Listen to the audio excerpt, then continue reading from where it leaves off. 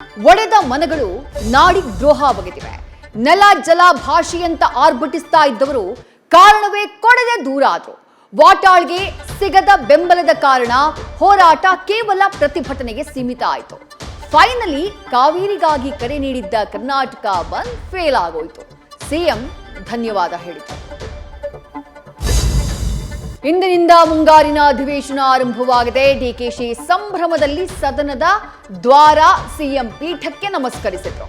ವಿಪಕ್ಷ ನಾಯಕ ಆರ್ ಅಶೋಕ್ ಬಳಿ ಸಹಕಾರವನ್ನು ಕೋರಿದ್ರು. ಸಿದ್ದು ಗೈರು ಸರ್ಕಾರಕ್ಕೆ ರೆಡ್ ಸಿಗ್ನಲ್ ಹೊಡಿತಾ ಇದೆ.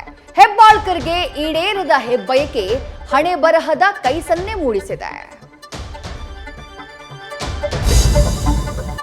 ಆರ್ಎಸ್ಎಸ್ ಜೊತೆ ಈ ಬಾರಿ ಡಿಕೆ ಸರ್ಕಾರ ಸಮರ ಸಾರಿದೆ. ಸಂಘದ ಪಥಸಂಚಲನಕ್ಕೆ ಬ್ರೇಕ್ ಹಾಕೋಕೆ ಮುಂದಾಗಿದೆ. ಕ್ಯಾಬಿನೆಟ್ ಸಭೆಯಲ್ಲಿ ಕಡಿವಾಣ ಹಾಕೋಕೆ ಕಾಯ್ದೆಗೆ ಚಿಂತನೆ ಮಾಡಿದೆ. ಶಾಲಾ ಕಾಲೇಜು ಆವರಣಗಳಲ್ಲಿ ಧರ್ಮಾಧಾರಿತ ಸಭೆಗಳಿಗೆ ಅನುಮತಿ ಕಡ್ಡಾಯ ಎಂಬ ಮಸೂದೆ ಅಧಿವೇಶನದಲ್ಲಿ ಮಂಡನೆಯಾಗಲಿದೆ. ಮನೆಯಲ್ಲಿದ್ರೂ ಅಷ್ಟೇ, ಜೈಲಲ್ಲೂ ಅಷ್ಟೇ. ಪರಪ್ಪನ ಅಗ್ರಹಾರದಲ್ಲೂ ಪ್ರಜ್ವಲ್ದು ಮುಗಿಯದ ಪುರಾಣ. ಆಂಧ್ರ ರಿಜಿಸ್ಟ್ರೇಷನ್ ಸಿಮ್ ಮತ್ತದೆ ಅಶ್ಲೀಲ ವಿಡಿಯೋಗಳ ದರ್ಶನ ಆಗಿದೆ. ತಾಯಿ ಪಾರ್ವತಿ, ತಂದೆ ಶಿವಪ್ಪ ಅಂತ ನಂಬರ್ ಸೇವ್ ಆಗಿದೆ. ಇದು ಟಾರ್ಗೆಟ್ ಅಲ್ಲ ಅಂತ ಹೇಳಿ ಪ್ರಿಯಾಂಕ್ ಸ್ಪಷ್ಟನೆಯನ್ನ ಕೊಟ್ಟಿದ್ದಾರೆ.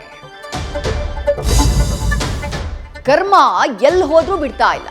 ಮಾಫಿ ಸಾಕ್ಷಿ ಬಗ್ಗೆ ಆರೋಪಿಗಳು ಪ್ರಶ್ನೆ ಮಾಡುವಂತಿಲ್ಲ ಅಂತ ಹೇಳಿ ಹೈಕೋರ್ಟ್ ಆದೇಶವನ್ನ ಕೊಟ್ಟಿದ್ದು ನಟ ದರ್ಶನ್ ಅರ್ಜಿ ವಜಾ ಆಗಿದೆ. ಇತ್ತ ತಮ್ಮ ವಿರುದ್ಧ ಕೇಳಿ ಬಂದಂತಹ ಗುಲ್ಲುಗಳಿಗೆ ವಿಜಯಲಕ್ಷ್ಮಿ ಕೌಂಟರ್ ಕೊಟ್ಟಿದ್ದು ದೇವರಿಗೆ ಗೊತ್ತು, ಅಷ್ಟೇ ಸಾಕು ಅಂತ ಪೋಸ್ಟ್ ಮಾಡಿದ್ದಾರೆ.